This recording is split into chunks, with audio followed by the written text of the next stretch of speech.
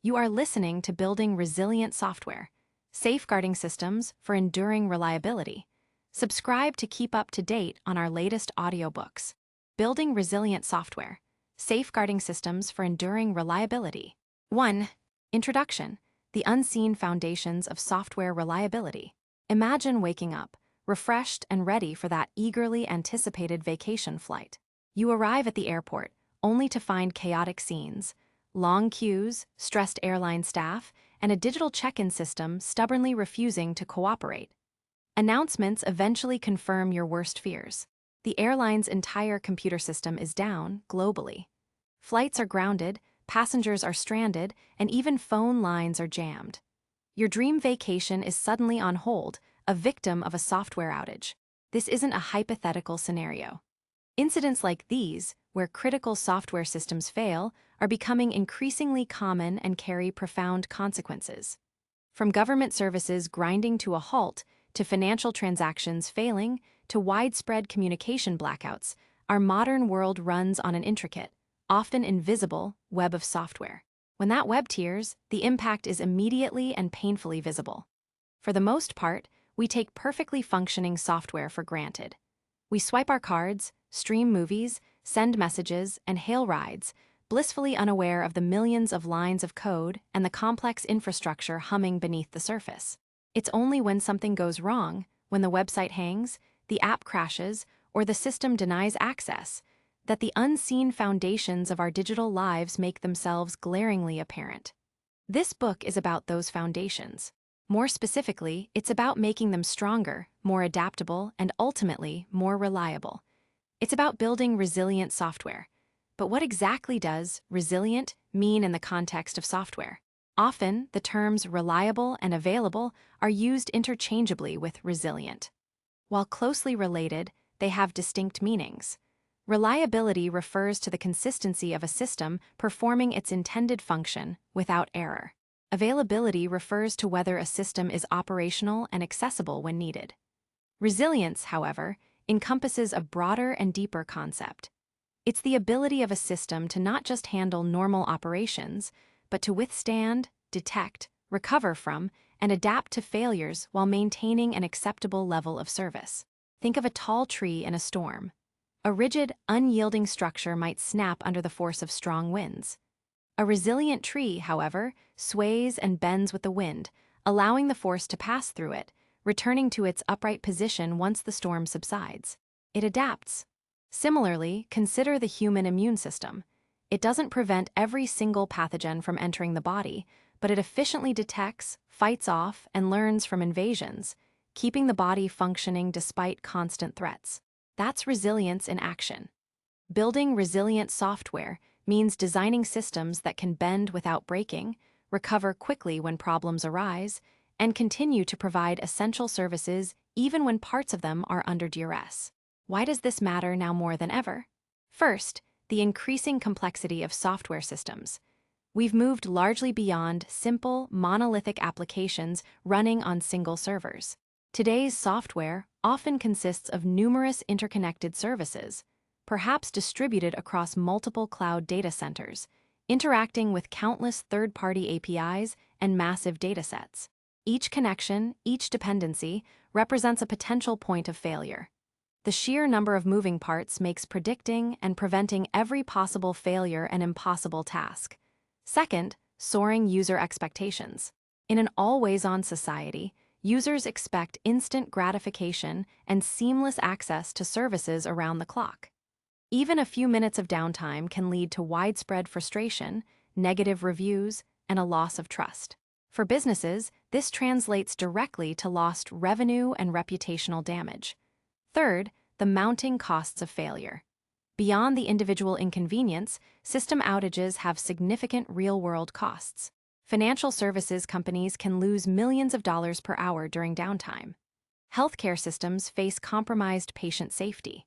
Supply chains halt. For businesses of all sizes, the tab for outages includes not just immediate lost sales, but also engineering time spent on frantic fixes, potential legal liabilities, regulatory fines, and long-term damage to brand loyalty. Finally, and perhaps most importantly, the inevitability of failure. No software system is perfect.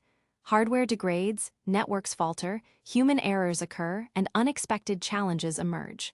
It's a fundamental truth of large-scale systems. They will fail.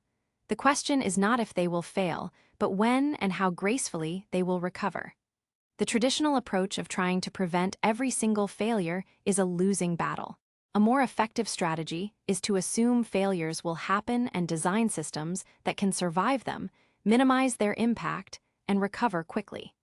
This book serves as your guide to understanding and building such systems. It's designed for software developers, architects, technical leads, site reliability engineers, and even project managers who need to grasp the principles behind robust software. You don't need to be a distributed systems expert or a seasoned programmer to benefit from these insights. Instead of diving into specific lines of code, we will focus on fundamental patterns, architectural principles, and the mindset changes required to proactively design for resilience. We'll draw on practical examples, engaging analogies from everyday life, and real-world case studies to demystify complex concepts, making them accessible and actionable for a broad audience. We will begin by accepting the harsh but liberating truth that failure is an inherent part of software. Then, we'll explore foundational design principles that lay the groundwork for resilience. The core of the book will then delve into specific, proven patterns for safeguarding your software.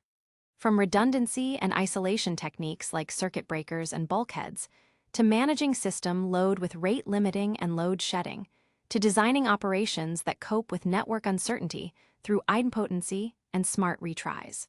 We'll discuss the critical role of observability in understanding system behavior, and how to implement graceful degradation to maintain partial functionality even when core services are impaired. Beyond the technical designs, we will examine the crucial operational dimension of resilience, how systems are tested, deployed, and managed to stay robust. Finally, we'll address the often overlooked but vital aspect of building a culture of resilience within teams and organizations, highlighting the importance of blameless postmortems, continuous learning, and shared responsibility. The journey to building truly resilient software is continuous, not a destination. It requires an ongoing commitment to anticipation, adaptation, and improvement. By embracing the principles and patterns discussed in these pages, you'll be equipped to design, build, and operate software that not only functions reliably in calm waters, but also sails steadfastly through the inevitable storms. Let's begin. 2. The inevitable truths of failure. Embracing chaos. There's an old maxim in engineering: anything that can go wrong will go wrong. In the realm of software, this isn't just a cynical observation. It's a fundamental truth that underpins the entire discipline of resilience engineering. We might wish for perfect, unblemished operation, but the reality is that software systems, like all complex creations, are inherently prone to glitches, breakdowns, and unexpected behaviors. The truly robust systems are not those that avoid all failures, but those that anticipate them, prepare for them, and gracefully navigate their way through them. Before we can build resilient software, we must first understand the myriad ways in which software can fail. It's a broader landscape than many people initially imagine, extending far beyond simple programming errors. Understanding the landscape of failure. Failure in software can originate from a surprising number of sources, acting alone or, more commonly, in concert. Hardware failures. Even the physical machines that house our software are fallible. A server's hard drive might crash, its central processing unit could overheat, or a memory module could develop errors. Network interface cards fail, power supply units give out, and cooling systems in data centers can malfunction, leading to widespread shutdowns. While less common than software bugs due to redundant hardware, these failures can still be catastrophic when they occur. Software defects, bugs. These are the most common and often infuriating causes of failure. They range from subtle logic errors that only manifest under specific conditions, to memory leaks that slowly consume resources until a system grinds to a halt, to race conditions where the timing of parallel operations leads to incorrect outcomes. A single, seemingly minor bug can have a ripple effect, causing downstream systems to behave erratically. Network issues. In today's interconnected world, Almost all software relies on networks. Networks are inherently unreliable. Packets can be lost, connections can be temporarily severed, and latency, the delay in data transmission, can unexpectedly spike. Even critical services like Domain Name System, DNS, which translates human-readable website names into machine-readable IP addresses, can experience outages, making entire sections of the internet unreachable. The network is the invisible glue, and when it weakens, everything can come unstuck. Dependency failures. Modern applications seldom exist in isolation. They connect to databases, call external application programming interfaces, APIs, for services like payment processing or authentication, and rely on internal microservices. If any of these dependencies fails or becomes slow, whether it's a third-party service, a managed database, or another team's internal API, your application can suffer, even if your own code is flawless. This is one of the most insidious forms of failure to mitigate. Human error. This is perhaps the most frequent root cause of outages, often hidden behind a technical symptom. A developer might accidentally introduce a bug in a hurried code change, an operator might misconfigure a server, or a system administrator might run the wrong command, inadvertently deleting critical data or taking down a live service. Despite our best intentions, humans are fallible, and our mistakes often propagate through the systems we build and operate. Environmental factors and external events. Sometimes, failures are truly external. Natural disasters like floods, earthquakes, or severe storms can knock out power and infrastructure over large regions.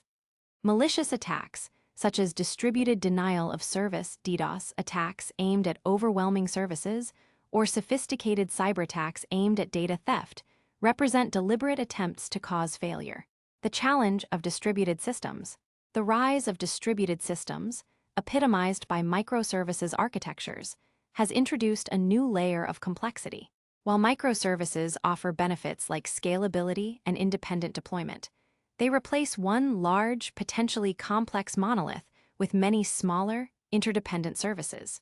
Each service communicates over the network, introducing all the network-related failure modes mentioned above. This leads to what is sometimes called the call your friends problem.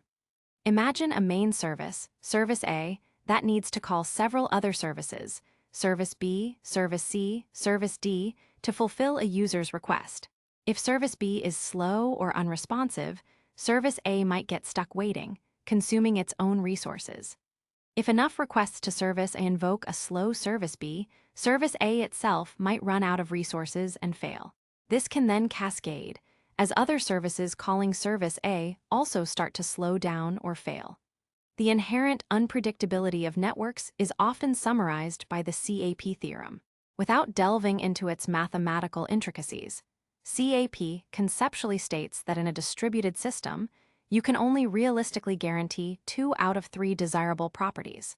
Consistency, all users see the same data at the same time; availability, the system is always available for requests; and partition tolerance, the system continues to operate even if parts of it can't communicate with others. Since network partitions, breaks in communication, are inevitable, distributed systems often have to compromise on either strong consistency or continuous availability, highlighting the trade-offs we must make regarding reliability. Cascading failures, the domino effect. One of the most dangerous aspects of system failure is its tendency to spread. This is known as a cascading failure or a domino effect. A small, isolated problem can, if uncontained, trigger a chain reaction that brings down seemingly unrelated parts of an application or even an entire system. A classic example of how to tackle this came from Netflix. Years ago, a single server failure in one of their clusters led to a chain reaction that took down their entire streaming service for several hours. This painful experience led them to a radical conclusion. Since failures are inevitable, why not proactively induce them to build immunity? This was the genesis of their Chaos Monkey, a tool that randomly disabled production instances and services during business hours. The idea was that by breaking things intentionally and frequently, engineers would be forced to design systems that could withstand these attacks, thereby building resilience into the very fabric of their architecture. This approach wasn't about preventing failure, but about building systems that could survive it. Black swan events. Beyond common failures, there are black swan events, rare, high-impact incidents that are hard to predict due to their unprecedented nature. These could be novel cyberattacks, unforeseen complex interactions between systems under extreme load, or a confluence of highly unlikely individual failures occurring simultaneously. While we can't individually plan for every black swan, designing with resilience in mind building systems that are robust and adaptable offers the best defense against the truly unexpected. It's about building a system that can bend despite unforeseen pressure, error budgets, and acceptable downtime. Given the inevitability of failure, striving for 100% uptime is not just technically difficult, but often economically unfeasible. Achieving near-perfect availability requires immense redundancy, complexity, and cost. At some point, the diminishing returns on investment become prohibitive. This is where the concept of error budgets comes in. Organizations set service-level objectives, SLOs, quantifiable targets for performance and availability, like our service will be available 99.95% of the time. The difference between 100% and the SLO is the error budget, the amount of acceptable downtime or degraded performance allowed over a given period, e.g., a month or year. If a service typically has 99.99% availability, but its SLO is 99.95%, it has an error budget of 0.04% that it can spend on planned maintenance, experiments, or even unexpected failures. Think of it like car maintenance. You wouldn't expect your car to run 100% of the time, perpetually. It needs oil changes, tire rotations, and occasional repairs, planned downtime that ensures its long-term reliability. Similarly, software systems need maintenance, updates, and sometimes even a brief outage to prepare for future resilience. The goal is to maximize uptime within an acceptable framework of cost and effort, not to eliminate downtime entirely. The mindset shift. Ultimately, the first step towards building resilient software is a profound mindset shift. It's moving away from the futile effort of failure prevention at all costs, and instead, embracing the reality that systems will fail. The focus then shifts to failure management. How do we detect failures quickly? How do we stop them from spreading? How do we recover automatically and rapidly? Learning from failure. Every incident, every outage, regardless of its duration or impact, is an invaluable learning opportunity. A blameless approach to postmortems, which we'll discuss later, encourages teams to understand what happened and why it happened, rather than who caused it. Proactive design. Building resilience into the very architecture of our systems from day one, rather than trying to patch it on later as an afterthought. By internalizing these truths, we can move beyond wishful thinking and begin to design software that is not merely robust, but antifragile. A concept where systems not only resist damage, but actually improve when exposed to stressors and volatility. This isn't just about bouncing back, it's about bouncing back stronger. 3. First principles of resilient design. Beyond wishful thinking. In the previous chapter, we confronted the undeniable truth. Software systems, in their ever-increasing complexity, are inherently prone to failure. Acceptance of this fact is the first step towards resilience. The next crucial step is to abandon wishful thinking, the hope that problems simply won't occur, and instead, adopt a design philosophy that proactively accounts for breakdowns. This is where first principles come in. First principles are foundational concepts upon which all subsequent patterns and practices are built. They are the bedrock of resilient design, guiding our decisions and shaping our architectures. Applying these principles transforms the accidental survivor into a system explicitly engineered for endurance. Let's explore these fundamental concepts. 1. Layered defenses, defense in depth. Imagine a medieval castle. It doesn't rely on just one wall to protect its inhabitants. Instead, it has a moat, an outer wall, an inner wall, a gatehouse with multiple doors, and then the keep itself. If an attacker breaches one defense, there's another and another waiting to slow them down or stop them entirely. This defense-in-depth principle is paramount for resilient software. It means not relying on a single protective measure or expecting one component to be perfectly infallible. Instead, you apply multiple layers of protection and redundancy at different levels of your system. For example, your application might have redundant network paths, so if one cable fails, data can still flow. Multiple servers running critical services in parallel, so if one server crashes, another takes over. A database with replicated copies across different machines, so data isn't lost if a single disk fails. Application-level logic to retry failed operations, or to fall back to a simpler mode if a dependency is unavailable. If one layer of defense fails, it doesn't mean game over. It merely means another layer is now engaged to absorb the impact and continue operations. 2. Isolation, containing the blast radius. The concept of isolation is vital to preventing a localized problem from escalating into a system-wide catastrophe. Think of the watertight bulkheads dividing a ship into separate compartments. If one compartment takes on water, the bulkheads prevent the entire ship from flooding, containing the damage to a limited area. In software, isolation means designing components so that a failure in one doesn't bring down others. This can take many forms: resource isolation, separating server processes or allocating distinct pools of resources, like threads or database connections, for different services. If one service exhausts its resource pool due to a problem, it won't deplete the resources needed by other, healthy services. Service isolation, architecting your system into independent, loosely coupled services, like microservices, rather than a single monolithic application.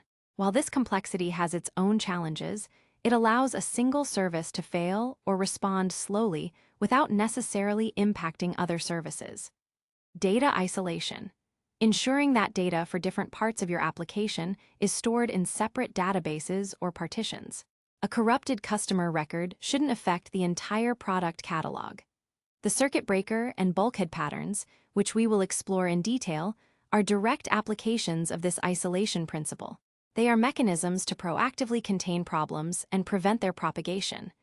3 feedback loops: observe, learn, adapt. A system cannot be resilient if it doesn't know what's happening to it. Just as a pilot constantly monitors their cockpit instruments, or a thermostat adjusts a room's temperature based on continuous temperature readings, resilient systems require rich and real-time feedback. Feedback loops involve measurement, collecting vast amounts of data about system performance, health, and behavior, metrics, logs, traces; observation, having dashboards and tools to visualize this data, allowing engineers to understand the system's current state; detection, setting up alerts that trigger when something deviates from expected behavior, e.g., error rates spike, latency increases, resources are nearly exhausted; actionable response, empowering the system or human operators to take corrective action based on the detected problems. This could be manual intervention, or ideally, automated recovery mechanisms that react without human involvement. Without effective feedback loops, failures can go unnoticed for extended periods, or their root causes can remain obscure, hindering quick recovery and future prevention. Observability, a concept we'll dedicate an entire chapter to, is the embodiment of this principle. 4. Measurability and visibility. This principle is closely related to feedback loops, but deserves its own emphasis. If you can't measure it, you can't understand it, and you certainly can't improve it. Resilience isn't a vague feeling, it's a measurable characteristic. Every critical aspect of your system should be quantifiable. Error rates.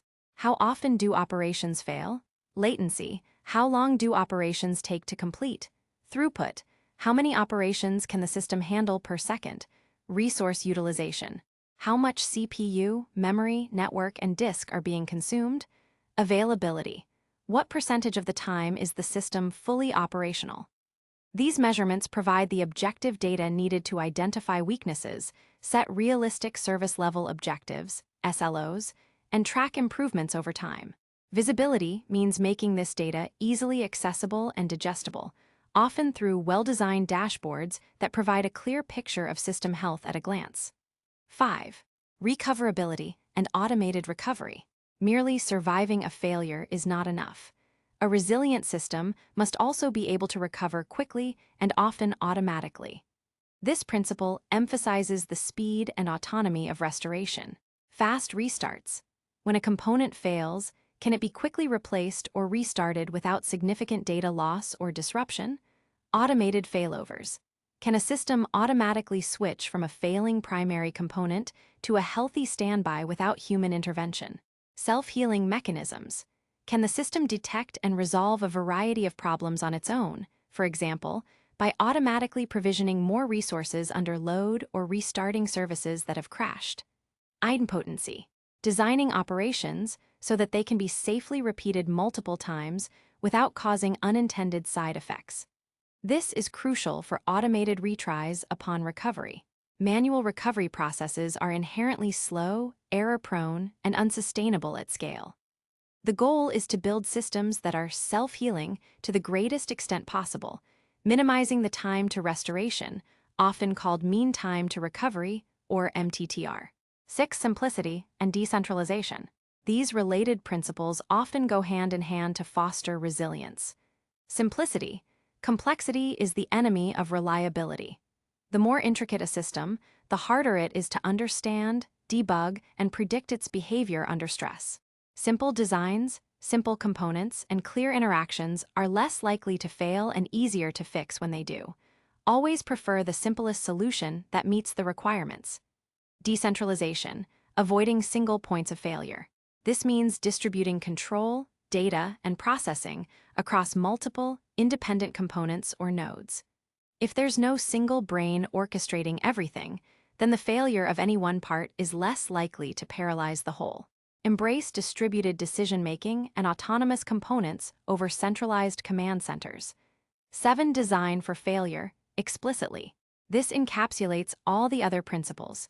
It's a complete reversal of the traditional mindset. Instead of designing for the happy path where everything works perfectly, you explicitly design for the unhappy paths. You assume components will fail. The network will drop packets, the database will go offline, the external API will return errors, and your own code will have bugs. This means always having graceful ways to handle errors and timeouts, implementing fallback mechanisms when primary services are unavailable, building in retry logic for transient connectivity issues, knowing what happens when a dependency is slow or unresponsive, proactively testing these failure scenarios as explored in chaos engineering. These first principles are not separate recipes. They are intertwined philosophies that permeate every layer of a resilient system. They are the lens through which we view architectural decisions and operational strategies. By internalizing and applying these foundational ideas, you move beyond mere reliability and begin to build software that is truly safeguarding its enduring operation, even in the face of inevitable chaos. In the following chapters, we will explore specific patterns that bring these principles to life. 4. Pattern 1. Redundancy and replication, the power of duplication. In the harsh reality of software, things will break. Servers will fail, networks will glitch, services will crash, and human errors will inevitably occur. Given this foundational truth, the simplest and most profound strategy for building resilience is: don't put all your eggs in one basket. This brings us to our first core pattern, redundancy and replication. At its heart, redundancy means having more than one of something. If one component fails, there's another, identical one ready to take its place. Replication, specifically, refers to keeping multiple copies of data or services aligned and available across different locations or machines. Together, they form the bedrock of high availability and disaster recovery. Think of a commercial airliner. It doesn't have just one engine, it has two or sometimes four. If one engine fails mid-flight, the plane can still safely complete its journey on the remaining engines. This isn't about the engines never failing. It's about the aircraft being resilient to an engine failure. Similarly, when you buy a new car, it often comes with a spare tire. You hope you never get a flat, but if you do, that spare significantly reduces your roadside ordeal. Redundancy is your software's spare tire, its backup engine, its safety net. Let's break down how this principle of duplication is applied in practice. Redundancy in action. Services and infrastructure. When we talk about redundant services, we're primarily looking at two main approaches. Active-passive redundancy. This setup involves a primary component that actively handles requests and one or more secondary components known as standbys. If the primary fails, one of the standbys takes over its role. Hot standby. The backup component is already powered on, running, and kept up to date with the primary, often through continuous data synchronization. The switchover, or failover, can be very fast, sometimes imperceptible to users. Imagine a relief pitcher in a baseball game, already warmed up and ready to throw. Cold standby. The backup component is typically powered off or minimally configured. If the primary fails, the cold standby needs to be started, configured, and brought up to date before it can serve traffic. This takes longer, resulting in more downtime during a failover. This is like having a spare car engine in your garage, but needing to install it if your primary engine fails. Active-passive is common for databases, where keeping two active writers synchronized is complex. One database instance writes data primary, and another standby copies the changes. If the primary fails, the standby is promoted to primary. Active-active redundancy. In this powerful configuration, multiple components are all actively handling requests simultaneously. Incoming traffic is distributed among them, usually by a load balancer. If one component fails, the load balancer simply stops sending requests to it, and the remaining active components take on the additional load. Analogy. Consider a supermarket with multiple checkout counters. If one cashier goes on break, the other cashiers continue to serve customers, absorbing the extra load. Customers might experience slightly longer waits, but the service doesn't stop. Benefits. Active-active provides immediate failover capability and also enhances overall system capacity by utilizing all available resources concurrently. It's often used for stateless services, those that don't store session-specific data between requests, like web servers or API gateways. Complexity. Managing state in an active-active setup can be challenging. If a user starts a session on one server and then their next request lands on another server, that second server needs to know about the first session. This often requires shared session storage or designing services to be stateless. Replication in action. Data durability. While redundant services ensure your application keeps running, redundant data ensures you don't lose precious information when a storage device or database fails. Data replication involves creating and maintaining multiple copies of your data across different hard drives, servers, or even geographic locations. Why it's critical. Data is often the most valuable asset in any application. Losing customer records, financial transactions, or critical configurations can be catastrophic. How it works. When data is written to the primary storage, it's simultaneously or near simultaneously copied to one or more replica storage units. Synchronous replication. The write operation is not considered complete until the data has been successfully written to all specified replicas. This guarantees high consistency. All copies are identical at any given moment. However, it can introduce latency, as the system has to wait for confirmation from all replicas, potentially slowing down write operations. Asynchronous replication. The primary storage writes the data and immediately confirms the write back to the application. The replication to secondary copies happens in the background. This provides better performance for writes, but introduces a small window where, if the primary fails before the data is fully replicated, some recent data might be lost. The trade-off is often acceptable for the performance gains. Geographic redundancy, surviving disasters. Taking redundancy to the next level involves distributing your services and data across multiple physically separate locations. This protects against region-wide outages caused by natural disasters, earthquakes, floods, severe storms, major power grid failures, or large-scale network disruptions affecting an entire area. Multi-availability zone (AZ). Cloud providers often offer availability zones within a single region. These are geographically distinct data centers with independent power, networking, and cooling, but close enough for high-speed network links. Deploying replicas across multiple AZs provides resilience against a single data center outage. Multi-region.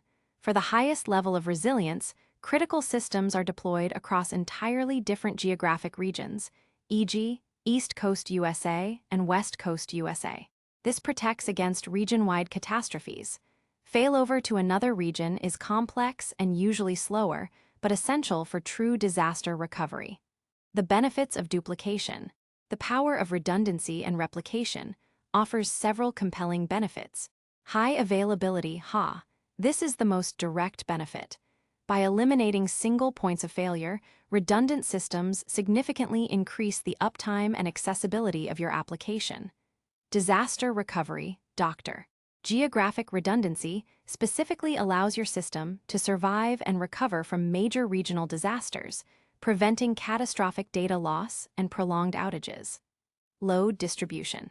In active-active setups, redundancy allows you to distribute incoming user requests across multiple resources, improving performance and scalability even under normal load.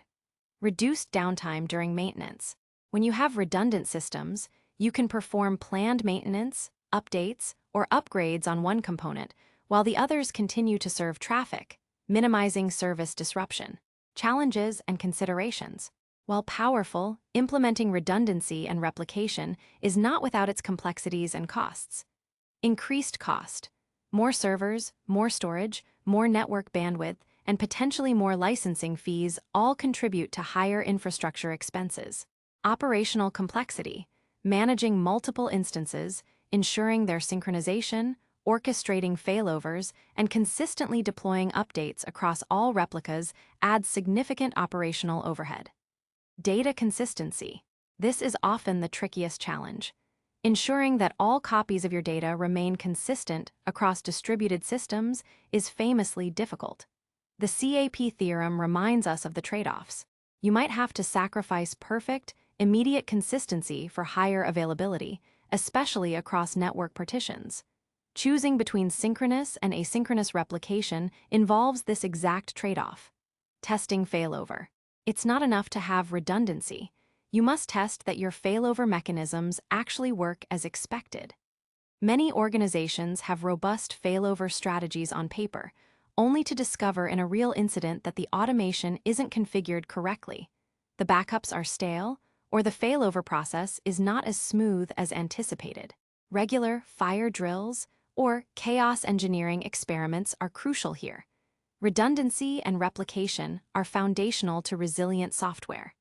They embody the principle of design for failure by providing immediate alternatives when components inevitably falter. By strategically duplicating your services and data, you empower your system to weather storms, sidestep outages, and remain steadfast in the face of chaos. It's the simplest form of defense, yet one of the most effective. 5. Pattern 2. Circuit breakers and bulkheads containing the blast radius. In the interconnected world of modern software, especially with the rise of microservices and distributed architectures, applications are rarely isolated islands. They constantly communicate with other services, external APIs, databases, and message queues. While this interconnectedness enables powerful functionalities, it also introduces a significant vulnerability. A problem in one service, particularly a slow or unresponsive one, can quickly consume the resources of a calling service, leading to a chain reaction that destabilizes the entire system. Imagine walking into a large, busy restaurant. If the kitchen suddenly grinds to a halt, orders pile up, wait staff stand idle, and eventually, the entire dining room becomes overwhelmed and can no longer serve customers, even those who might just want a glass of water. A single bottleneck or failure point can bring the entire operation to a standstill. This is the core problem that two powerful resilience patterns aim to solve: circuit breakers and bulkheads. They are about containing the damage, preventing a localized failure from escalating into a system-wide catastrophe. The circuit breaker pattern, stopping the flow to a fault. Think of the electrical circuit breaker in your home. Its purpose is to prevent damage when there's an overload or a short circuit. If too much current flows through a wire, or if a faulty appliance creates a short, the breaker trips open. This immediately stops the flow of electricity to that damaged part of the circuit, protecting the rest of your home's electrical system from overheating or catching fire. The breaker doesn't fix the underlying electrical problem, but it isolates it and protects the system. The software circuit breaker works on the same principle. It places a protective wrapper around calls to an external dependency. Its job is to monitor these calls for failures, e.g., timeouts, errors, or unresponsiveness. Here's how a software circuit breaker typically operates through its states. Closed. This is the default state. Calls to the dependency pass through normally. The circuit breaker observes the requests, quietly counting successes and failures. If the number of failures, or the failure rate, exceeds a predefined threshold within a certain period, the circuit trips. Open. Once the circuit trips, it enters the open state. While in this state, all subsequent calls to the problematic dependency are immediately blocked by the circuit breaker.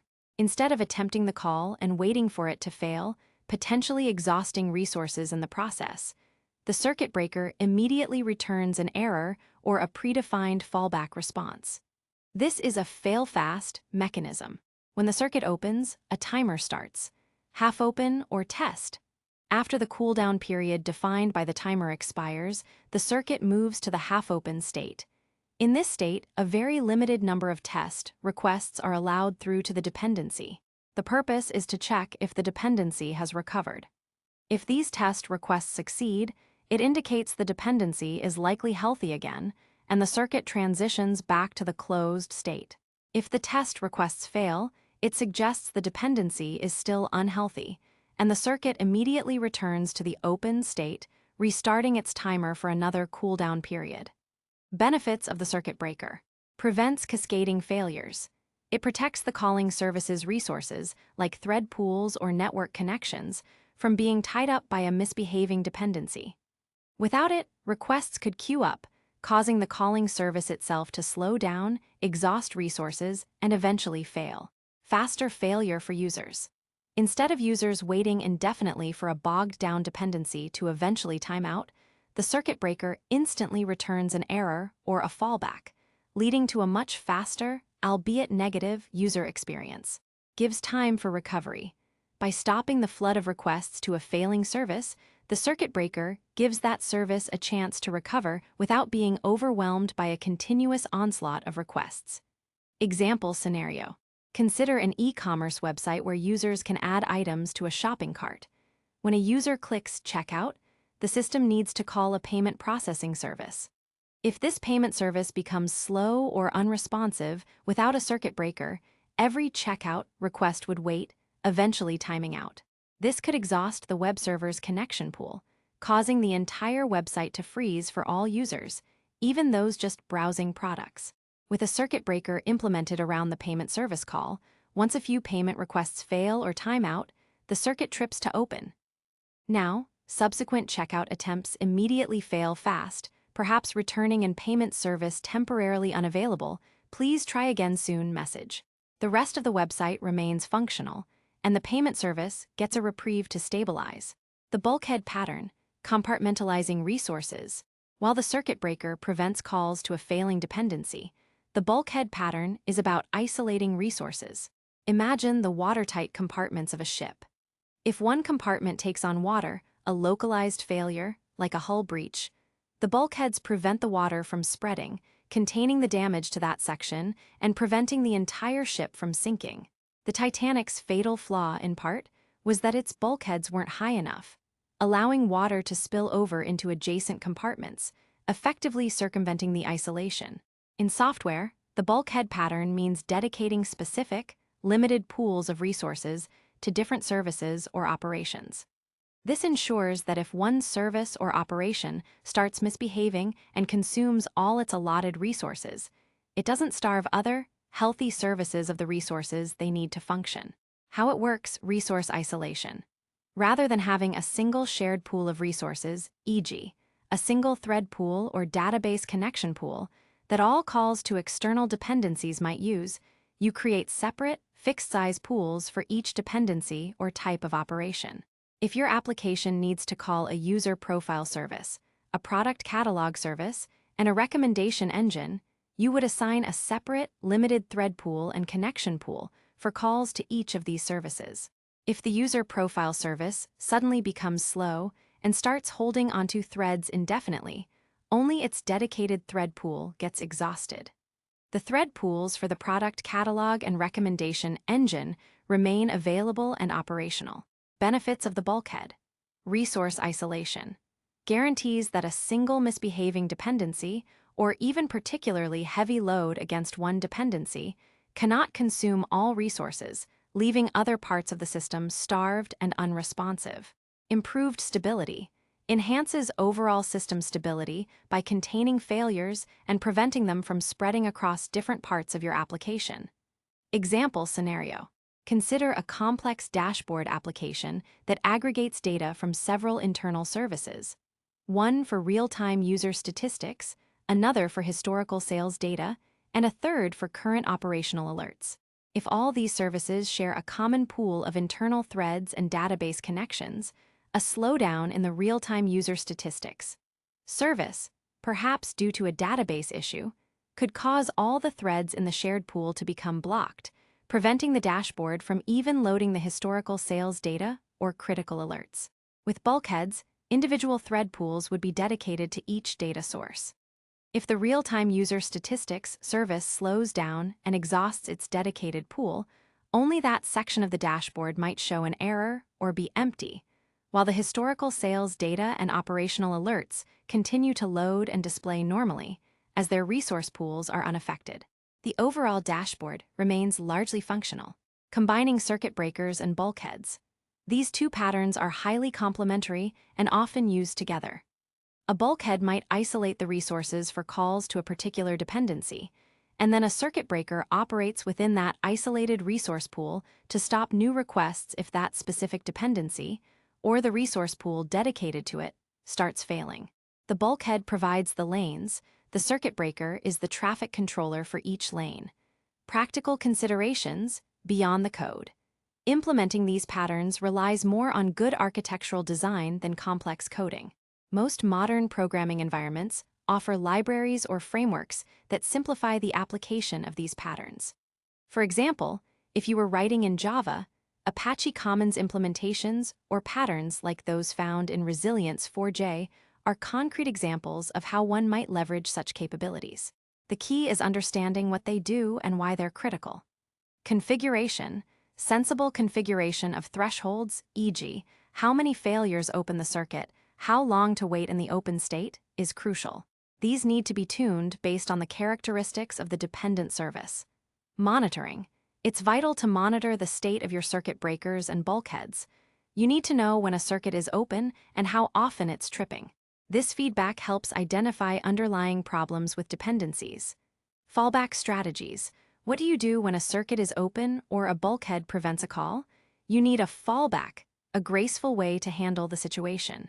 This could mean returning cached data, default values, or a user-friendly error message that clearly explains the temporary limitation. We'll explore graceful degradation and fallbacks more deeply in a later chapter. Circuit breakers and bulkheads are essential tools for building robust distributed systems. By focusing on isolation, fast failure, and intelligent resource management, they protect your application from itself and from the inevitable failures of its dependencies. They are fundamental patterns for ensuring that when trouble inevitably strikes, your system bends rather than breaks, containing the blast radius and preventing a localized incident from becoming a full-scale meltdown. 6. Pattern 3. Rate limiting and load shedding, managing the influx. Imagine a popular amusement park on a scorching summer day. Thousands of eager visitors flood through the gates, all vying for their turn on the most exciting rides. If every single person were allowed to jump onto every ride simultaneously, the lines would become impossibly long, the ride mechanics would be strained beyond their limits, and the entire park would descend into chaos. Ultimately, no one would have a good time, and the rides might even break down. Software systems face a similar challenge. They can be overwhelmed not just by malicious attacks, but by sheer popularity, unexpected traffic, or even a sudden influx of legitimate users. When a system receives more requests than it can reasonably handle, its performance degrades. Response times increase, errors multiply, and if left unchecked, it can lead to a complete collapse, taking down core services. To manage this stampede of requests and protect crucial resources, we turn to two vital resilience patterns: rate limiting and load shedding. While related, they address slightly different aspects of capacity management. Rate limiting. The controlled flow. Rate limiting is like having a bouncer at a popular nightclub, or perhaps a traffic light at a busy intersection. Its primary purpose is to control the rate at which a client or user can interact with a service or application. It sets a cap on the number of requests allowed within a specific time window. Why is rate limiting essential? Service protection. It prevents services from being overwhelmed by unexpected traffic spikes, whether from legitimate users or distributed denial of service (DDoS) attacks. Fair usage. It ensures that one user or application doesn't monopolize resources, allowing fair access for everyone. For instance, an API might limit a free tier user to 100 requests per minute, while a paid subscriber might get 10,000. Cost control. For services that incur costs per request, e.g., third-party APIs, rate limiting helps manage expenses. Security. It can mitigate brute force attacks on login endpoints by limiting the number of login attempts from a given IP address or user account within a short period. How does rate limiting work conceptually? There are several algorithms for rate limiting, but the core idea is to count requests over time and block them if they exceed a defined threshold. Fixed window counter, the simplest method. Requests within a defined time window, e.g., 60 seconds, are counted. Once the window expires, the counter resets. The drawback is that a burst of requests right at the end of one window and the start of the next can effectively double the allowed rate in a short period. Imagine a toll booth counting cars per hour and resetting at 00 every hour. Cars could burst through at 23:59 and 01. Sliding window log. This is more accurate. It keeps a timestamp for each request made by a user and counts only those requests that fall within a rolling time window, e.g., the last 60 seconds. This avoids the burst problem of fixed windows, but requires more memory to store logs. Token bucket. This more flexible approach allows for bursts of traffic. A client receives tokens at a steady rate. Each request consumes one token. If a client has tokens, they can make requests. If they run out, they must wait until more tokens are generated. The bucket has a maximum capacity, preventing an unlimited accumulation of tokens. This is like a vending machine with limited change. You get coins at a steady rate, but you can only hold so many. Leaky bucket. This smooths out bursts of traffic. Requests are added to a bucket, a queue, and then leak out are processed at a constant, steady rate. If the bucket overflows, the queue is full, additional requests are rejected. This helps process requests at a consistent pace. Think of incoming water pouring into a bucket that has a small hole in its bottom, allowing water to drain out at a fixed rate. If water comes in too fast, the bucket overflows. When a client hits a rate limit, the system typically responds with an HTTP status code 429, too many requests, and often includes information about when the client can safely retry, e.g., via a retry after header. This allows requesting clients to understand the situation and adjust their behavior. Load shedding, prioritizing under duress. While rate limiting controls the inflow of requests, load shedding is a more drastic measure. It's what you do when the system is already close to or at its capacity limits, and rate limiting alone isn't enough. Load shedding is the deliberate decision to drop or reject requests to maintain the stability of core services, accepting that some functionality or requests will be sacrificed to prevent a complete system meltdown. Consider an emergency room in a hospital during a mass casualty event.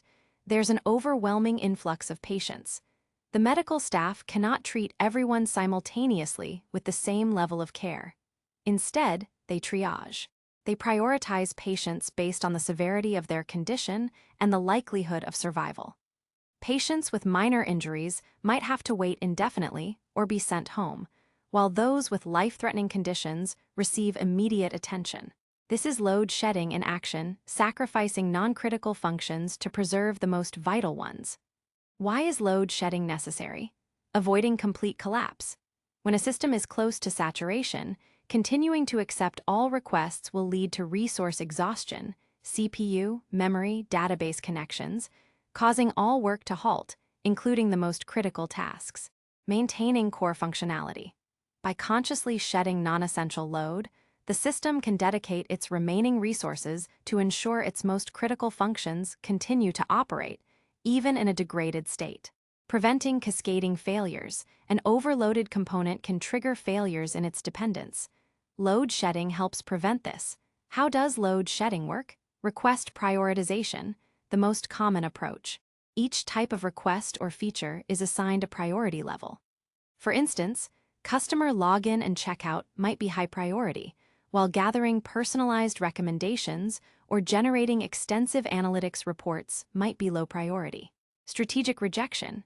When the system gets overloaded, it starts rejecting requests, beginning with the lowest priority ones.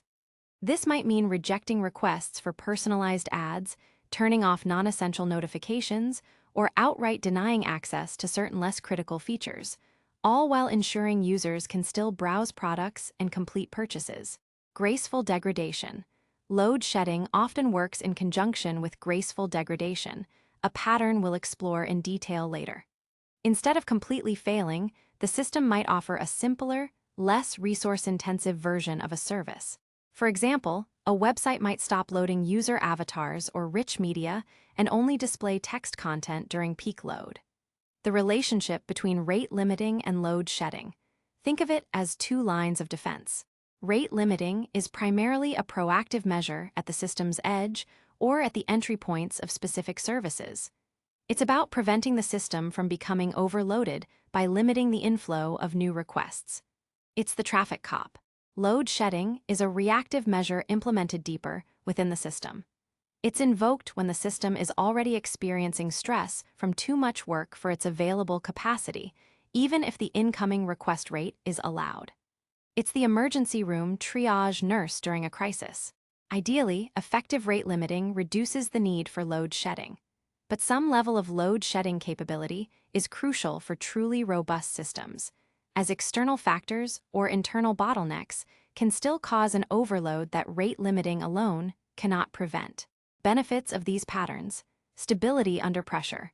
Both patterns ensure that your system remains stable and responsive, even during unanticipated traffic surges or partial resource failures. Preventing total collapse. They provide mechanisms to prevent the dreaded cascading failure by sacrificing non-essential operations to preserve critical ones. Improved user experience under duress. While users might experience some limitations, it's better to receive an immediate try again later message or a slightly degraded experience than a complete system outage. Challenges and considerations. Defining thresholds. Determining the optimal rate limits and load shedding trigger points requires careful analysis of system capacity and performance testing. Too low, and you turn away legitimate traffic. Too high, and the system still crashes. Prioritization logic. Deciding which features or requests are less critical for load shedding can be a complex business decision, requiring input from product teams. Client communication. When a rate limit is hit or load is shed, clients need clear feedback on why their request failed and what they should do next. Monitoring. Continuous monitoring is essential to observe when rate limits are being hit and when load shedding is occurring. This provides valuable insights into system behavior, potential bottlenecks, and the effectiveness of your resilience measures. By intelligently managing the influx of requests and ruthlessly prioritizing core functions when resources are scarce, rate limiting and load shedding contribute significantly to a system's ability to remain functional and relevant even in the face of immense pressure. They are about making conscious trade-offs to ensure enduring reliability in a world of unpredictable demands. 7. Pattern 4. Idempotency and retries, navigating the unpredictable network. Imagine you're trying to send an important message to a friend, but your cell phone signal keeps cutting out. You hit send, but the message seems to hang. After a moment, you're not sure if it went through or not. Do you hit send again? What if it sends twice or 3 times? This uncertainty, multiplied across thousands or millions of interactions, is the daily reality of software systems communicating over networks. In distributed systems, the network is the lifeblood, connecting services, databases, and clients. But the network is also notoriously unreliable. Messages can be lost, delayed, duplicated, or arrive out of order. Connections can drop, and services can become temporarily unresponsive. When a request fails, gets a timeout, or doesn't receive a response, we often don't know why it failed or, crucially, if it actually processed on the other side before the communication broke down. To navigate this inherently unpredictable environment and ensure robust, consistent operations, we rely on two critical patterns: idempotency and retries. Idempotency, the power of doing it again, without consequence. An operation is idempotent if applying it multiple times has the same effect as applying it once. It doesn't matter how many times you perform the operation. The outcome remains unchanged after the first successful execution. Let's use an analogy, idempotent example, pressing a light switch. If the light is off and you press the switch, it turns on. If you press it again and again and again, while it's already on, it stays on. Pressing it multiple times has the same effect as pressing it once. Non-idempotent example, withdrawing cash from an ATM. If you withdraw $100, your account balance decreases by $100. If you accidentally or maliciously send the withdraw $100 command multiple times and the system isn't idempotent, you could end up withdrawing $200 or $300, even if you only intended to make one withdrawal. This has unintended side effects. Why is idempotency crucial? In a distributed system, if a request to perform an action, like changing a user's status, creating an order, or transferring funds, is sent but a response is not received, perhaps due to a network timeout, the calling service is left in limbo. Did the action succeed? Did it fail? We don't know. If the operation is idempotent, we can simply retry the request. Even if the original request did succeed, resending it won't cause any harmful side effects like duplicate orders or double charges. This makes error recovery much simpler and safer. How to achieve idempotency, conceptually, unique identifiers, the most common approach. The client generating the request includes a unique one-time identifier, often called an idempotency key or request ID, with each request. When the receiving service processes the request, it checks if it has already processed a request with that exact ID. If it has, it simply returns the previous successful result without executing the operation again. State checking. For some operations, you can check the current state before applying a change. For example, if you want to set a user's status to active, you first check if their status is already active. If so, you do nothing. Operations that are inherently idempotent. Some operations are naturally idempotent. For example, setting a specific value, set user status equals active, is idempotent because setting it multiple times yields the same final state. Adding a value increment user score is generally not idempotent without specific safeguards, as doing it twice will increment the score twice. Retries. Giving it another go smartly. Retries involve reattempting an operation after an initial failure. This pattern acknowledges that many failures in distributed systems are transient brief network glitches, temporary service overloads, moments of high latency. Often, waiting a short period and trying again will allow the operation to succeed. However, a simple, immediate retry can often make things worse. Imagine a service that's already struggling under heavy load. If all its callers immediately retry their failed requests, they'll just add more load, pushing the service further into distress, a thundering herd problem. This is where smart retries come in. Exponential backoff. Instead of retrying immediately, wait progressively longer between retry attempts. For example, after the first failure, wait 1 second before the next retry. If that fails, wait 2 seconds, then 4 seconds, then 8 seconds, and so on. This gives the struggling service time to recover and gradually lessens the load of retries over time. Jitter. To prevent all clients with exponential backoff from retrying at exactly the same time, which could still create a thundering herd when their backoff intervals align, add a random amount of delay, jitter, to the calculated waiting time. So, after a 1 second backoff, the actual wait might be between 0.5 and 1.5 seconds. This spreads out the retries. Maximum retries. Define a limit for the total number of retries or the total time spent retrying. There's no point in endlessly retrying a request that's consistently failing, especially if the problem is persistent rather than transient. After max retries, the operation should fail definitively, allowing other error handling, like circuit breakers or fallbacks, to take over. Selective retries only retry for transient errors. Errors indicating a permanent problem, e.g., invalid credentials, resource not found, business validation errors, should not be retried. Retries should also be integrated with circuit breakers. If a circuit breaker is open for a service, there's no point in retrying that service until the circuit is half open or closed. Putting idempotency and retries together. Idempotency and retries are a powerful combination for building resilient communication layers.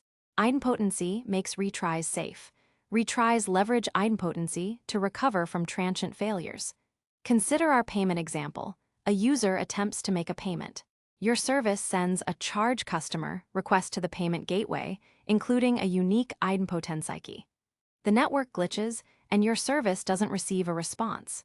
Your service, knowing that the charge customer operation is idempotent, thanks to the idempotency key, initiates a retry with exponential backoff and jitter. If the payment gateway did process the first request, when the retried request arrives with the same idempotency key, the gateway simply returns the status of the original successful transaction without processing it again. If the first request didn't hit the payment gateway or failed before processing, the retried request acts as the first successful attempt. Without idempotency, you would be faced with a dilemma. Retry and risk double charging the customer, or don't retry and risk abandoning a legitimate payment. Idempotency elegantly solves this. Challenges and considerations. Complexity. Implementing robust retry logic with proper backoff and jitter, and ensuring all relevant operations are idempotent adds complexity to your application logic. Observability. It's crucial to monitor when retries are happening, how often they succeed, and if they're leading to excessive load on downstream services. Distributed transactions. While idempotency and retries handle individual operation failures, coordinating state changes across multiple services, e.g., deduct from wallet, create order, ship item, is the more complex problem of distributed transactions, often managed through other patterns like eventual consistency and message queues rather than direct, synchronous retries between all services. User experience. For long-running operations or persistent network issues, retries alone aren't enough. The system needs to provide feedback to the user, processing your order, please wait, or there was a problem, please try again. In a world where services are increasingly decoupled and communicate over unreliable networks, designing operations to be idempotent and implementing intelligent retry mechanisms are not just good practices. They are fundamental requirements for building software that can gracefully handle the inevitable chaos of distributed communication. They empower your systems to confidently navigate the unpredictable, ensuring that even when the network falters, your critical operations can still reach their successful conclusion. 8. Pattern 5. Observability and monitoring, seeing the invisible forces. Imagine you're trying to fix a complex machine that is acting strangely, but you're blindfolded. You can hear some noises, maybe feel a few vibrations, but you have no dashboard, no error lights, no way to look inside and see what's truly going on. This is often how teams feel when trying to troubleshoot a failing or degraded software system without proper visibility. It's like trying to navigate a dark ocean without a lighthouse, compass, or charts. In the world of resilient software, anticipating failure, building in redundancy, and containing blast radii are crucial. But none of these efforts will save you if you can't see what's actually happening within your system. If an error occurs, if a service is overloaded, or if a critical dependency is slowing down, you need to know about it, understand why, and react quickly. This is where observability and monitoring come into play. While often used interchangeably, there's an important distinction. Monitoring is about knowing if your system is working. It typically focuses on predefined metrics and known health indicators like CPU usage, memory consumption, disk space, network traffic, and simple service uptime checks. It answers questions like, is the server up? Or, is the error rate below 5%? It's like the warning lights on your car dashboard, telling you when something specific that the manufacturer anticipated is wrong.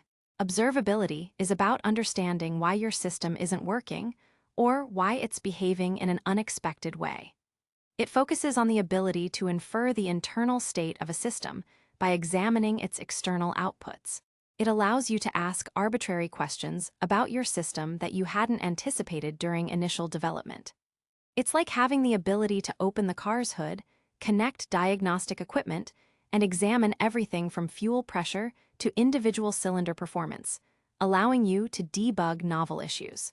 In simple, monolithic applications, traditional monitoring might suffice. But in today's complex, distributed systems with microservices, cloud deployments, and constant change, monitoring alone is insufficient. The sheer number of interconnected components makes it impossible to anticipate every single failure mode or internal state. You need observability to truly see the invisible forces at play. The 3 pillars of observability. To achieve true observability, systems typically rely on 3 interconnected types of telemetry data. Metrics. Metrics are aggregations of data points over time, typically numerical and time-stamped. They tell you about the system's performance and resource utilization. Examples: requests per second, error rates, latency, response time, CPU utilization, memory usage, network I/O, database query times. How they help resilience. Metrics are excellent for identifying trends, setting up dashboards, and triggering alerts when predefined thresholds are crossed, e.g., alert if average latency for the login service exceeds 500 milliseconds for more than 5 minutes. They give you a high-level overview of system health and allow you to spot anomalies quickly. Think of them as the vital signs of your application. Logs. Logs are discrete, time-stamped records of events that happened within a system. They capture details about specific actions, operations, or errors. Examples: user X logged in successfully. Payment transaction Y failed due to insufficient funds. Database connection pool exhausted for service Z. Request to external API/foo returned HTTP 500. How they help resilience. While metrics tell you that something is wrong, e.g., error rate spiked, logs provide the context and details to understand what happened, where it happened, and potentially why. When an alert fires, engineers often dive into centralized logs to investigate the specific events that led to the problem. Effective logging is crucial for debugging and post-incident analysis. Traces, or distributed tracing. Traces visualize the end-to-end flow of a single request or transaction as it propagates through a complex distributed system, spanning multiple services, databases, and network hops. Each operation within the request path, called a span, is captured with its timing, metadata, and the service it was performed by. Examples: a user clicks a button, which triggers a request to a web server, which calls an authentication service, then a payment service, then updates a database, and finally returns a response to the user. A trace shows the sequence, duration, and dependencies of all these operations. How they help resilience. In a microservices architecture, where a single user action might involve dozens of services, a trace is indispensable for understanding latency hotspots, identifying which specific service in a chain introduced an error, or pinpointing bottlenecks across service boundaries. They bridge the gap between high-level metrics and granular logs, providing a complete narrative of a single request's journey. Why observability is critical for resilience. Early detection of issues. With comprehensive metrics and intelligent alerting, you can detect deviations from normal behavior, often before they impact users or cascade into larger outages. This enables proactive intervention rather than reactive firefighting. Faster root cause analysis. When a problem does occur, detailed logs and distributed traces act as a systemic forensic toolkit, allowing engineers to quickly pinpoint the source of the issue, whether it's a bug in a specific microservice, a database bottleneck, or a transient network problem. This drastically reduces mean time to recovery, MTTR. Understanding unknown unknowns. Traditional monitoring tools are configured to look for known problems. Observability, particularly through powerful logging and tracing, provides the ability to explore and debug unforeseen issues and edge cases that emerge in complex, dynamic systems. It helps you ask questions you didn't even know to ask. Validating resilience patterns. How do you know your circuit breakers are working effectively? Do your retries actually help? Are load shedding mechanisms correctly kicking in? Observability provides the data to validate the effectiveness of your resilience patterns under real-world conditions. You can see the circuit breaker trip in the metrics, and then examine the logs to confirm what happened. Performance optimization. Beyond just error detection, observability gives you the data to profile and optimize your system's performance, leading to more efficient resource utilization and better responsiveness. Insights for prevention. Post-incident analysis, often called blameless postmortems, which we will discuss later, relies heavily on high-quality observability data. By understanding the full context of a failure, teams can identify systemic weaknesses, improve their architecture, and prevent similar incidents in the future. Building an observable system, practical considerations. Making a system observable isn't an afterthought, it's a design choice. Instrumentation. Services need to be instrumented to emit the necessary telemetry data. Popular open-source frameworks and libraries, like OpenTelemetry, make this easier by providing standardized ways to collect metrics, logs, and traces from diverse components. Centralized collection and storage. You can't effectively analyze data scattered across hundreds of servers. A centralized logging system, like one based on Elasticsearch, Logstash, and Kibana, or a managed cloud service, a metrics database, like Prometheus or your cloud provider's managed service, and a distributed tracing system are essential. Dashboards and alerting. Visualizing data in intuitive dashboards, e.g., Grafana, and setting up intelligent alerts, via PagerDuty, OpsGenie, etc., ensures that humans can understand the system's state and are notified when attention is required. Context is king. When logging, don't just log messages. Include relevant context, e.g., trace ID, user ID, request ID, service name, hostname. This allows you to piece together the narrative of an event. Cost-benefit analysis. While more data is generally better, collecting, storing, and analyzing vast amounts of telemetry data can be expensive. Teams need to strategically decide what to capture and at what granularity, balancing insight with cost. Observability and monitoring are the eyes and ears of your resilient system. They provide the necessary feedback loops to understand, respond to, and ultimately learn from the inevitable chaos of software operations. Without them, even the most meticulously designed resilient patterns can fail silently, or their effectiveness will remain unknown, leaving you blindfolded in the dark when trouble strikes. 9. Pattern 6. Graceful degradation and fallbacks, sailing through rough seas. Imagine you are sailing on a vast ocean. Your magnificent vessel is equipped with full power, radar, GPS, and comfortable amenities. Suddenly, a violent storm hits. The radar goes out, the GPS signal is lost, the main engine sputters, and the internet connection fails. A less robust ship might simply founder or wait helplessly for rescue, but a truly resilient vessel wouldn't give up. Instead, it would engage its auxiliary sails, switch to compass and star navigation, and prioritize maintaining stability and forward motion, even if it means sacrificing speed or comfort. It doesn't sink. It just sails through the rough seas in a degraded but functional state. This is the essence of graceful degradation and fallbacks in software. When a system is under stress, when a dependency fails, or when resources become scarce, instead of completely crashing or presenting a blank error page, the system intelligently reduces its functionality or offers alternative, simpler experiences. The goal is to provide some level of service, however diminished, rather than no service at all. Graceful degradation, the art of doing less. Graceful degradation is the design principle of intentionally shedding non-essential features or capabilities during periods of high load or partial failure, ensuring that the critical core functionality remains operational. It's about consciously accepting a reduced user experience to maintain overall system stability. Why is it crucial? Improved user experience.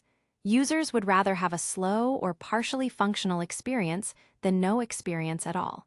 A degraded system that still lets a user complete a critical task, like making a purchase or checking their balance, is infinitely better than one that is completely down. System stability. By removing non-essential, resource-intensive operations, you lighten the load on your system, allowing critical components to breathe and recover. Reduced cascading failures. It prevents a struggling non-critical component from pulling down vital services. Examples of graceful degradation in action. E-commerce site during peak sales. During a Black Friday sale, recommendation engines, though valuable for conversions, are often resource-intensive. If the primary database is struggling, the site might gracefully degrade by temporarily disabling personalized recommendations, user reviews, or advanced search filters, focusing all resources on product browsing, adding to cart, and checkout.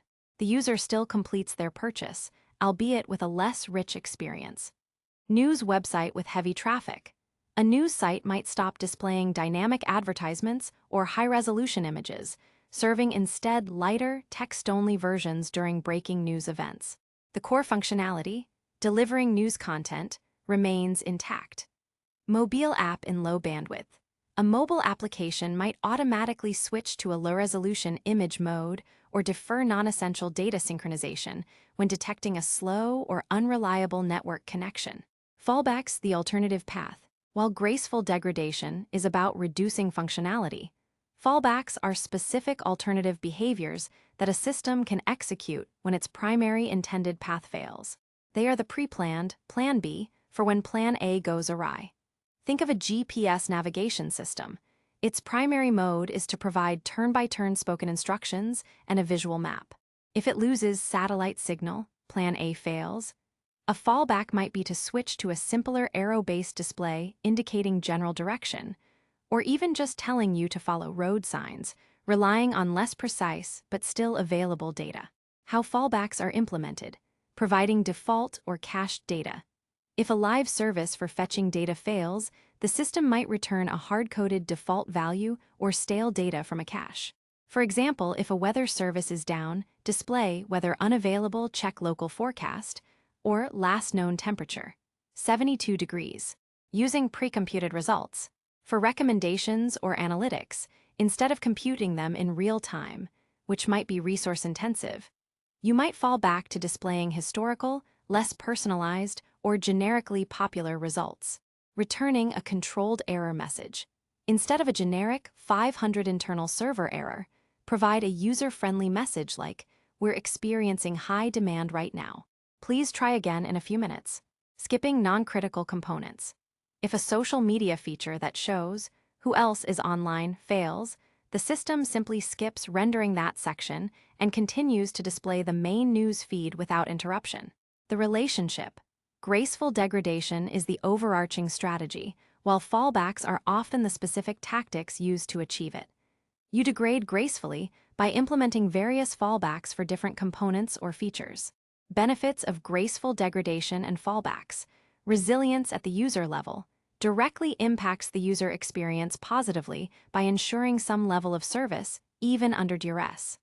Reduced cognitive load. For engineers, having well-defined fallbacks reduces the need for frantic, on-the-fly, hot fixes during an outage. System self-regulation.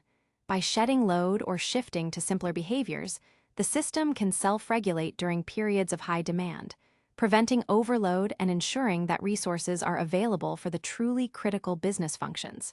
Testing opportunities. Designing for graceful degradation forces you to identify what is truly critical in your system versus what is nice to have. This clarity is invaluable. Challenges and considerations. Identifying critical versus non-critical. This requires careful discussion with product owners and business stakeholders. What constitutes the absolute minimum acceptable service for your users? For a banking app, processing payments is critical. Displaying a personalized marketing offer might not be. Maintaining user expectations. While users appreciate basic functionality, a consistent, heavily degraded experience can still frustrate. Clear communication, e.g., status banners. "We are currently operating in a degraded mode," can help manage expectations. Complexity of implementation. Identifying all potential failure points and designing appropriate fallbacks for each can be complex. You need to ensure the fallbacks themselves are simple and robust. Testing degraded modes. It's vital to regularly test your systems under degraded conditions. Can your system actually operate without the recommendations engine? Does the default data display correctly if the live feed fails? Chaos engineering, which we will delve into later, is an excellent way to do this. Technical debt management. Degraded modes should ideally be temporary. If a fallback becomes the norm, it signals a deeper architectural issue that needs addressing. Graceful degradation and fallbacks are proactive investments in resilience.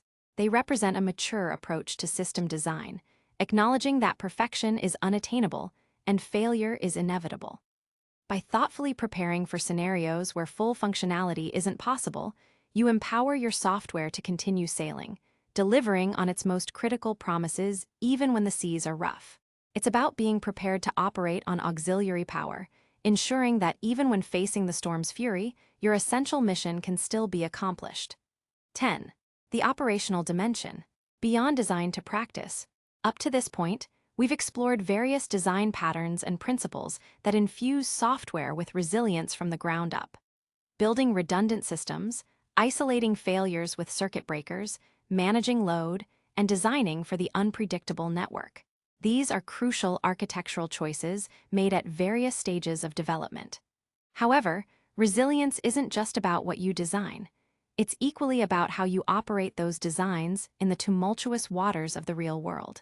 A perfectly engineered ship might still sink if its crew is untrained, its emergency drills are never practiced, or its distress signals go unheard. The operational dimension of resilience focuses on the practices, processes, and rituals that ensure your resilient designs actually deliver their promise through continuous testing, careful deployment, rapid response to incidents, and invaluable learning from every setback. Chaos engineering, proactive adversity for strength. We've acknowledged that failure is inevitable. If that's true, why wait for a real incident to test your system's resilience? This is the core idea behind chaos engineering, the discipline of experimenting on a system in production to build confidence in its ability to withstand turbulent conditions. Instead of passively hoping your designs are robust, you actively and intentionally inject controlled failures to see how your system responds. Think of it as rehearsing for a disaster. Fire departments conduct fire drills, earthquake-prone regions hold seismic preparedness exercises. Athletes don't just run easy laps. They push their bodies to the limit to find weaknesses and build strength. In the software world, chaos engineering acts like a vaccine for your system. Introduce a controlled, weakened version of a threat, a small failure, to build immunity and a stronger response to a full-blown attack. Key principles of chaos engineering. Hypothesize about steady-state behavior. Start by defining what normal looks like for your system, e.g., users should be able to log in normally. Our order processing rate will remain above X per second. Vary real-world events. Introduce various forms of failure. Shutting down a server, introducing network latency between services, degrading a database connection, or even simulating a regional outage. Run experiments in production carefully. The most valuable insights come from testing where the real traffic and dependencies exist. However, this is done with extreme caution, often starting with very small, isolated blast radii. Automate experiments. Make these tests repeatable and integrated into your continuous delivery pipeline. Minimize blast radius. Start with small, non-critical experiments. Gradually increase scope and impact as confidence grows. Learn and improve. Analyze the results. Did the system respond as expected? Did a hidden vulnerability emerge? Use these findings to improve your architecture, add more resilience patterns, or enhance your monitoring. The pioneers in this space, notably Netflix with their Chaos Monkey, which randomly shuts down production instances, demonstrated that regularly breaking things in a controlled manner is the best way to uncover weaknesses that even the most rigorous design reviews might miss. Resilient deployment strategies, rolling out with care. No matter how well you test in pre-production environments, there's always a risk when new code hits the live system. A faulty deployment can quickly negate all your resilience design efforts. Resilient deployment strategies are designed to minimize this risk and accelerate recovery if something goes wrong. Canary deployments. Named after the canary in a coal mine, this strategy involves deploying new code to a very small subset of your users or servers first. You closely monitor this canary group for any signs of trouble, increased errors, performance degradation. If the canary stays healthy, you gradually expand the rollout to more and more users until the new version is fully deployed. If problems arise, you can quickly roll back the small canary group without affecting the majority of users. Blue-green deployments.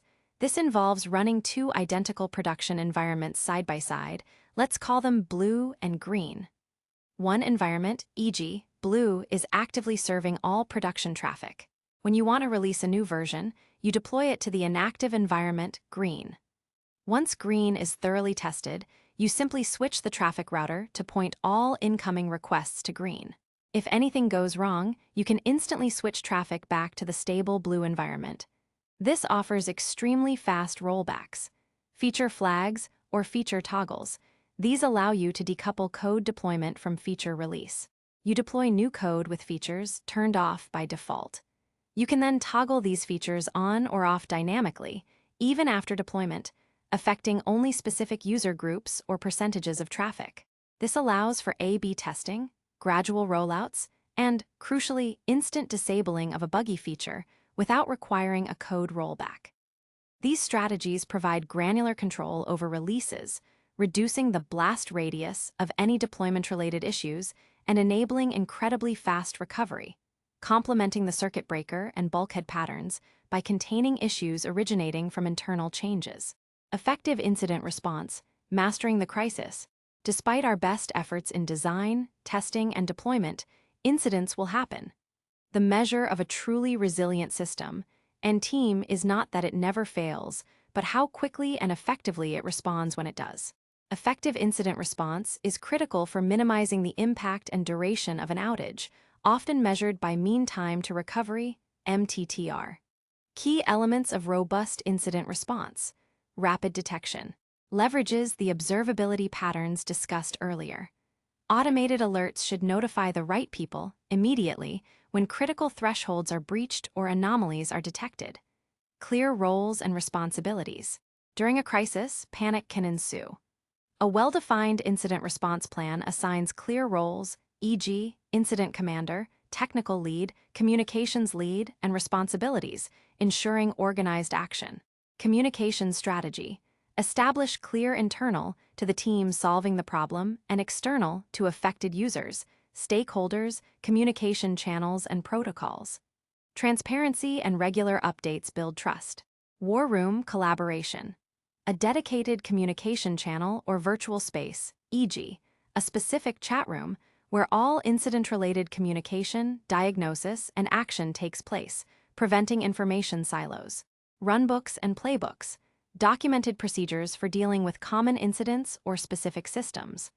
While not every scenario can be anticipated, having clear steps for known issues or diagnostic procedures accelerates resolution. Focus on restoration first.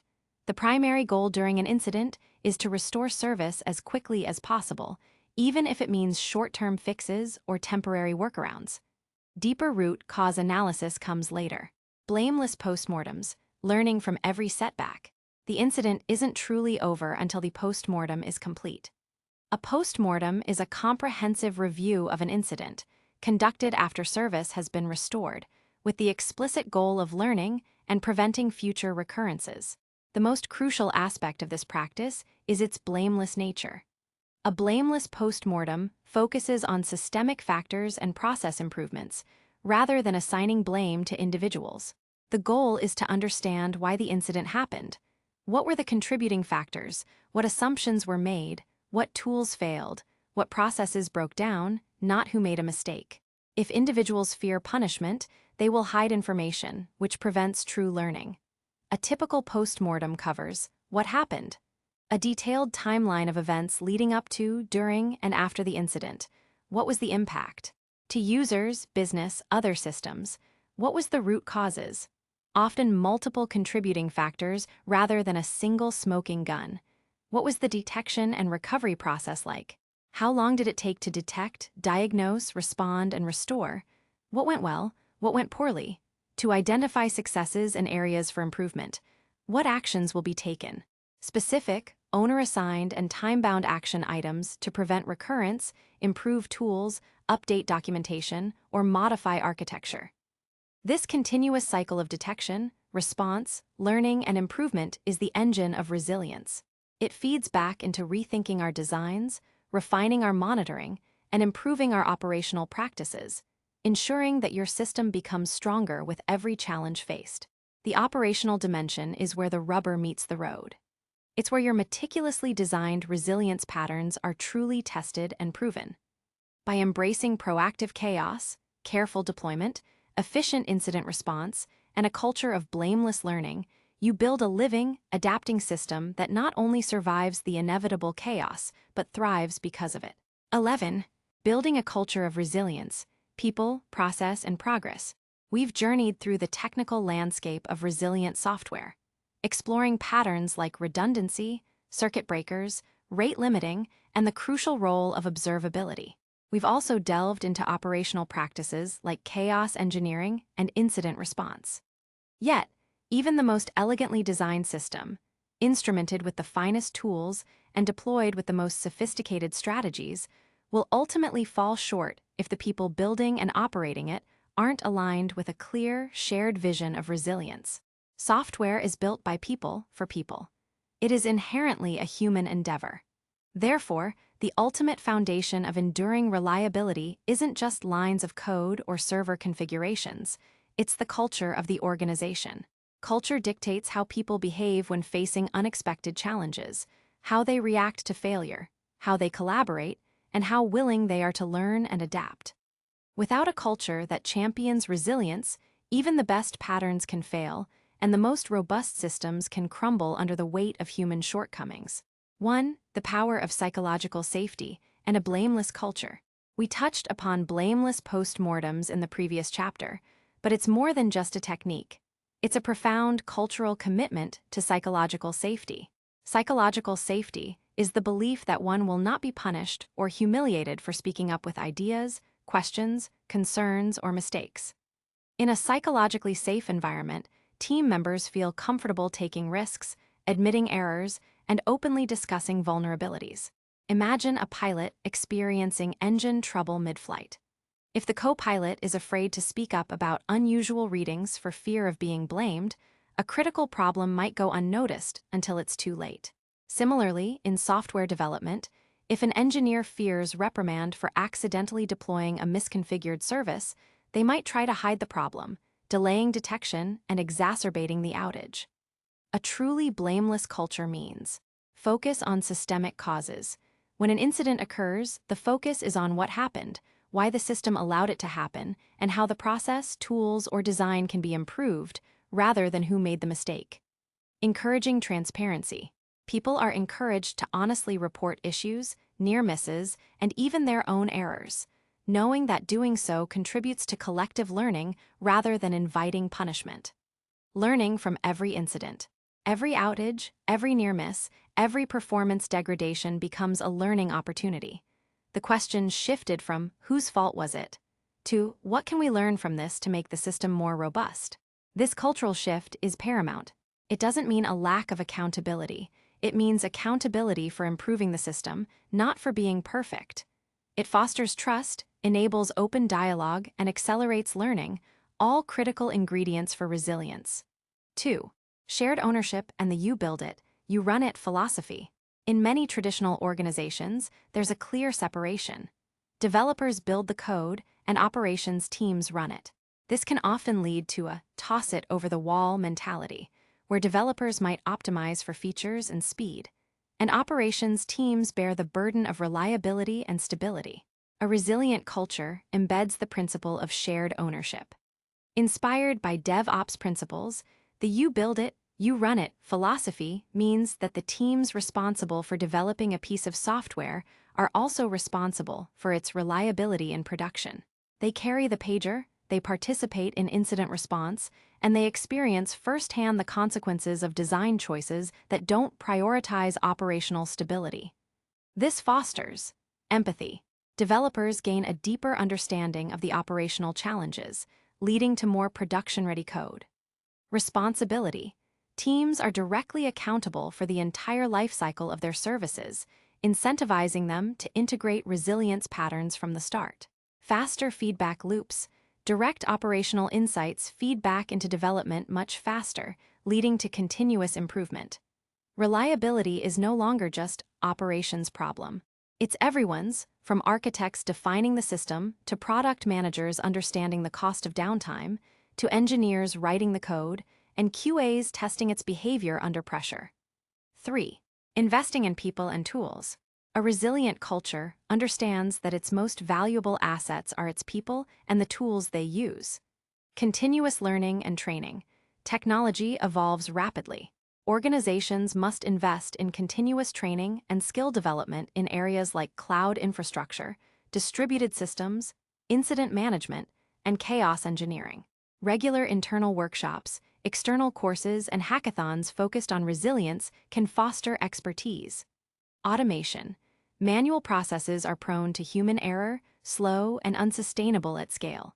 Automating deployments, testing, infrastructure provisioning, and even parts of incident response reduces risk and frees up engineers to focus on higher-value problems. Building resilient systems often means building resilient automation. Psychological well-being. The always-on nature of software can lead to burnout. A resilient culture also prioritizes the well-being of its engineers, ensuring sustainable on-call rotations, sufficient time off, and support structures to prevent mental and physical exhaustion. A burned-out team is a brittle team. 4. Embracing uncertainty and incremental progress. The journey to resilience is not a one-time project. It's an ongoing process of continuous improvement. The landscape of threats and technologies is constantly changing. A resilient culture doesn't seek perfect stability, it embraces dynamism and uncertainty. Experimentation. Foster an environment where it's safe to experiment, to try new patterns, and to fail fast and learn. This ties back directly to chaos engineering, where controlled failure teaches valuable lessons. Iterative improvement. Recognize that resilience is built incrementally. Start with addressing the most critical known weaknesses, implement foundational patterns, and gradually mature your practices. Small, consistent improvements sum up to significant gains over time. Acceptance of degradation. Understand that a perfectly functioning system, 100% of the time, is often an unattainable or overly expensive goal. A resilient culture accepts that some level of controlled degradation or planned downtime, within defined service level objectives, is a necessary trade-off for overall system health and sustainable development. 5. Measuring, communicating, and celebrating reliability. What gets measured gets managed. A resilient culture actively tracks and communicates reliability metrics, making them visible to everyone. This includes service-level objectives, SLOs, and error budgets. As discussed earlier, these provide objective targets and measures of acceptable unreliability, guiding decision-making. Incident frequency and duration. Tracking how often incidents occur and how long they last provides critical feedback on the effectiveness of resilience efforts. Post-mortem action item completion. Ensuring that lessons learned are translated into concrete actions that actually get done. Just as important as measurement is communication. Regular communication about reliability goals, incidents, and improvements helps maintain a shared understanding and commitment across teams. And finally, celebrate successes. Acknowledge when a system handles a surge gracefully, when an incident is resolved quickly, or when a new resilience pattern significantly improves stability. Positive reinforcement strengthens the cultural muscle. Building a culture of resilience isn't easy. It requires leadership commitment, sustained effort, and significant changes in mindset and behavior. But in a world utterly dependent on software, it is no longer optional. It's the invisible, yet immensely powerful force that underpins every robust and enduring digital system. It ensures that the technical patterns and operational practices we've discussed are not just implemented, but truly ingrained, making your software and your organization capable of weathering any storm. 12. Conclusion: the enduring journey of resilience. We began this journey by confronting a fundamental truth. In the complex, interconnected world of software systems, failure is not an anomaly to be avoided, but an inevitability to be embraced. We then explored a series of powerful patterns: redundancy, circuit breakers, rate limiting, idempotency, observability, and graceful degradation. Each designed to fortify your software against the relentless tide of network glitches, hardware failures, human errors, and unexpected surges. We extended our view beyond mere design to the vital operational practices of chaos engineering and effective incident response. And finally, highlighted the indispensable role of a supportive culture in nurturing resilient systems. The core message throughout has been clear. Resilience is not a feature you add at the end. It is a mindset you adopt from the very beginning of design and continuously foster throughout the life cycle of your software. It's about building systems that not only withstand assaults but learn from them, emerging stronger and more capable of handling future stresses. Recap of key takeaways: embrace failure, don't fear it. Recognize that every component will eventually fail. Design your systems to assume failure rather than trying to prevent every single one. This paradigm shift is the cornerstone of resilience. Layer your defenses. Don't rely on a single point of protection. Apply multiple layers of redundancy and isolation across different parts of your system to prevent single points of failure from becoming single points of catastrophe. Contain the blast radius. Utilize patterns like circuit breakers and bulkheads to prevent a localized issue from spreading uncontrollably throughout your system. Segment your resources and isolate faults. Manage the influx. Implement rate limiting to control incoming traffic and load shedding to prioritize critical functions when systems are under duress. Sacrifice non-essential features to protect core services. Navigate the unpredictable network. Design operations to be idempotent so they can be safely retried. Implement intelligent retries with exponential backoff and jitter to overcome transient network issues without overwhelming services. See the invisible forces. Invest in robust observability through metrics, logs, and traces. Understand what your system is doing, why it's doing it, and proactively detect anomalies before they escalate. Degrade gracefully, not gracelessly. Plan for your system to operate in a reduced capacity when under stress. Provide planned fallbacks and consciously choose which non-critical features to shed to keep essential services alive. Practice for disaster. Don't wait for a real outage to test your resilience. Proactively subject your systems to controlled chaos through chaos engineering to uncover hidden vulnerabilities and build true confidence. Learn from every setback. Embrace a culture of blameless postmortems and continuous learning. Every incident is a valuable data point that informs future design and operational improvements. Nurture a culture of resilience. Recognize that people, processes, and a psychologically safe environment are the ultimate enablers of robust systems. Shared ownership and a commitment to continuous improvement must permeate your organization. The future of resilience. The journey of resilience is, by its very nature, an enduring one. The landscape of software is constantly evolving. As systems become even more distributed, as artificial intelligence and machine learning become deeply embedded, and as our reliance on cloud infrastructure grows, new challenges to reliability will inevitably emerge. Looking forward, we can anticipate a few trends shaping the future of resilient software. Self-healing systems. Increasingly, systems will move beyond simply detecting and alerting to autonomously correcting many types of failures, leveraging AI and machine learning for predictive analysis and automated remediation. Beyond reactive to proactive, chaos engineering will become more sophisticated, moving from simply injecting faults to intelligently predicting potential system weaknesses based on behavioral patterns and proactively testing them. Policy-driven resilience. Defining resilience requirements through policies that can be enforced automatically across distributed environments, reducing manual configuration and human error. Security as an integral part of resilience. As systems become more open and interconnected, the line between reliability and security continues to blur. Resilience will increasingly encompass protection against malicious attacks and rapid recovery from security breaches. Edge computing challenges.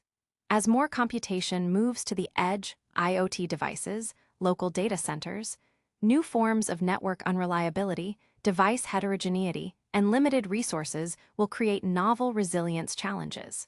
Ultimately, building resilient software is not just an engineering best practice, it is a moral imperative. In a world where our lives, livelihoods, and critical infrastructure increasingly depend on the seamless operation of digital systems, the ability to build and maintain trustworthy software is paramount. Every time a system fails, it erodes trust, incurs costs, and can have profound human impact. The patterns and principles outlined in this book provide a powerful toolkit. They equip you to build systems that are not fragile constructs teetering on the brink, but robust, adaptable entities capable of navigating the inherent chaos of the digital world. By embracing this challenge, by embedding resilience into your designs, operations, and culture, you contribute not just to better software, but to a more reliable and dependable future for us all. The journey is continuous, the learning never stops, but the rewards stable systems, confident users, and peace of mind are immeasurable.